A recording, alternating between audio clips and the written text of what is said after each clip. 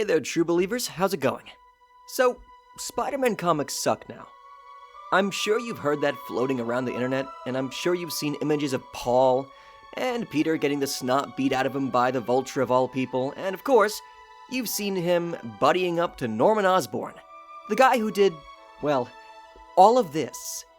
So yeah, Spider-Man has been in a really bad place for a long time now. Longer than some of you might think.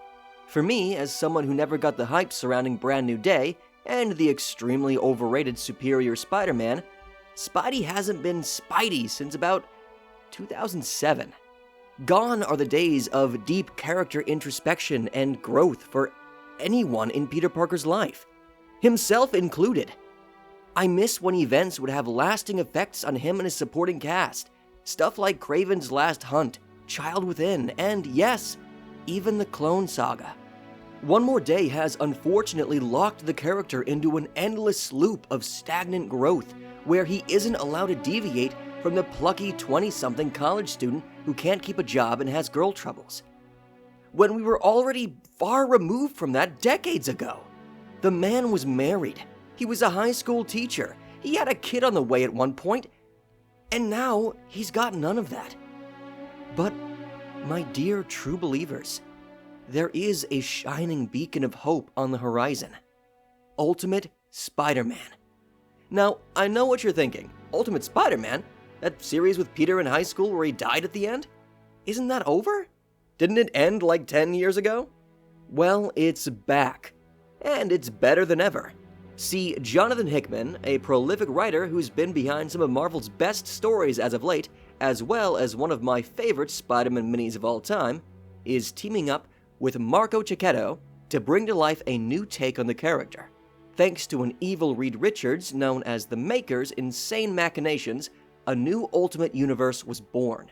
One that fit his exact specifications to allow him to rule over it from the shadows. And of course, his first order of business was to make sure that there wouldn't be any heroes to stand in his way. Enter Spider-Man, now just Peter Parker, a wonderful husband to Mary Jane, a fantastic dad to his 2 kids, and an up-and-coming investigative journalist for the Daily Bugle, working alongside none other than his dear Uncle Ben, who is still alive, baby! For how long, we're not sure, but it's interesting that this new Ultimate Universe is choosing to keep him around for the time being. It's actually a fresh new take that I think can lead to some interesting stories. Basically, how this came to be is the Maker made sure that Peter Parker wasn't bitten by the spider in high school, leading to no Spider-Man and a perfectly normal life for Peter. He did recently lose Aunt May in a devastating attack on New York that's currently being blamed on one Tony Stark. But that wasn't Peter's fault. There was no great responsibility he had to learn from it. And what's more, he's able to grieve with his wife, his kids, and his awesome uncle, who may or may not have a bit of a thing with J. Jonah Jameson. I don't know, I'm seeing some sparks flying between these two. I don't know about you guys. The same, however, cannot be said for Harry Osborn. Norman was also killed in the attack, and it looks as though he's choosing to take matters into his own hands to keep New York safe, one pumpkin bomb at a time. It'll be interesting to see how he and Spider-Man butt heads in upcoming issues, especially with the fact that he and Pete haven't officially met yet in this universe. And speaking of Father of the Year Peter Parker, despite everything, despite his awesome life that 616 Peter could only dream of, he's not happy. I mean, yes, he's happy, but there's something missing. A hole inside of him left behind by the loss of his superheroing. It's like there's a piece of him that knows something was taken from him. A part of him that allowed him to soar across the rooftops of New York, helping people in the best way he knows how. And thanks to a surprise visit by Tony Stark in the night, that piece has been returned. Tony offers him his destiny, his future back as New York's Spider-Man, with a tiny little vial containing the spider that was meant to bite him at the age of 15. And Peter, thanks to a good talk from MJ and Uncle Ben, realizes that he wants this. He wants to be a hero again. He wants to help people. He wants to be Spider-Man. And that's the end of issue 1. He lets the spider bite him, dons an all-black prototype suit from Tony, and stands atop the New York high-rise as the sun rises behind him. A hero, reborn and ready to face anything that comes his way. I love that Peter didn't need to learn the whole great responsibility lesson this time around. He's not a kid. He's not as young and immature as he was. He's a grown adult who knows the great responsibility of being a good man, a father, and a husband. Only this time around, he doesn't have the great power to go with it. And now he has it. And he's ready.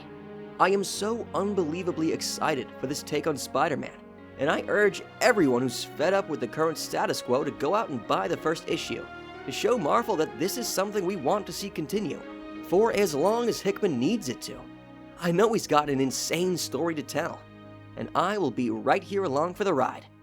Also, there's a variant cover with Ben Reilly's sensational suit, so, there's no way I couldn't go out and grab it the first chance I got. Oh, and stick around to the end, because I have a short little comic dub coming your way from Amazing Fantasy 1000, showing Peter Parker meeting and asking advice from other Peters in the Spider-Verse. Written and illustrated by none other than Jonathan Hickman and Marco Checcetto. If you're feeling a little skeptical about their take on the character, I urge you to stay and give a listen. This little dub also features the voices of the spectacular Godzilla Mendoza, Brown Table, and Amazing PSM. Go show them some love, okay? With that being said, this is the Synth Voice Network, signing off for the night. You get it, right? I mean, Uncle Ben dies because of me. And I know I have to be a better man. And I try. I really do. But it's not enough to save my first love. So, I decide I have to become something greater than that. I get busy doing the right thing. Saving lives, fighting crime, being a relentless force for good. I believe that if I can just do enough, it'll be enough. That it would change my life. That it would change me. But that wasn't the thing that did. I met an amazing woman. I fell undeniably head over heels in love with her. And I thought, this was it. When I'm with her, everything is okay. But then I screwed that up too. And Aunt May got sick, and it turns out my best friend actually wasn't. And on and on and on. One step forward, 2 steps back, all the time. Every single day. I never win. And I'm just not sure how much longer I can take it. Who is this guy? It's a Peter Parker. Traditional spelling. Says here he's from a standard Earth in a universe that has a slight science bifurcation. Brain 616. Huh. Is this right? Peter, not Pete? Looks like it. Figures. I know, right? So, what can we do for you, Peter? How can we help? I just don't know why things keep going wrong. I was hoping you could help. How so? Well, I don't know, shared experiences? Coping mechanisms? Advice on how to turn lemons into lemonade? Why would you think we could help you with that? Because we're Spider-Men. The hardest working down-on-our-luck heroes in the universe. It's kind of our deal, right? I have no idea what you're talking about. What? Yeah, I'm really good. Doing well. This guy just won a Nobel Prize in Science, and heck, Pete here, lucky bastard, just had his 3rd kid. Healthy and howling. Serious set of lungs on that one. Oh, what can I say? He takes after his mother. It's true. I've met her. No, this can't be right. I mean, sure, across the Spider-Verse, there has to be a number of me who don't have such a hard time of it. But surely, that has to be the exception, doesn't it? Maybe it's just the 3 of you? I've honestly never thought about it. Only one way to find out. Hey, raise your hand if you're generally happy with the quality of your superhero life. Seriously, don't be shy. How many of you guys are doing okay? To me, it sounds like a dream. It was fun. I guess That can't be right. I'm afraid so. What does that mean? Well, Pete, I think that means the problem is you. Maybe you're just not cut out to be Spider-Man. Yeah. Maybe you should hang it up. Or, I don't know, maybe you should just suck it up and stop whining. You know, be a real man. A Spider-Man. Oh. Oh, you guys are totally screwing with me, aren't you?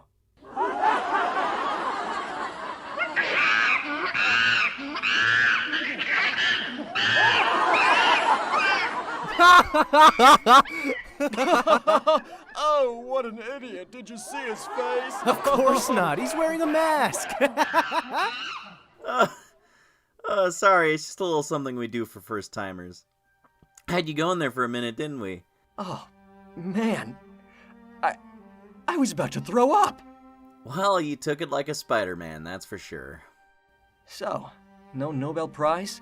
Oh, I actually won one, but who cares? I mean, they give those things to everyone nowadays. And the kids? Honestly, I don't think they're mine. But I took it out on Hydro Man last week. You know, really put in the work. What about you? Arthritis. Seriously? No, it's cancer. Ooh. Damn. Relax, I'm just kidding, it's arthritis. So, about you. You really want to know why bad things keep happening to you? It's not because of something you did or something you're doing wrong, and it sure ain't bad luck. You put yourself in the center of the storm every day, Peter. So complaining about the wind won't do you any good. Want to know how long you're going to suffer? I think I know. Of course you do. And you'll hold on for as long as it takes. For as long as they need you to. When you fall, you get up every time. Why? Because you're Spider-Man.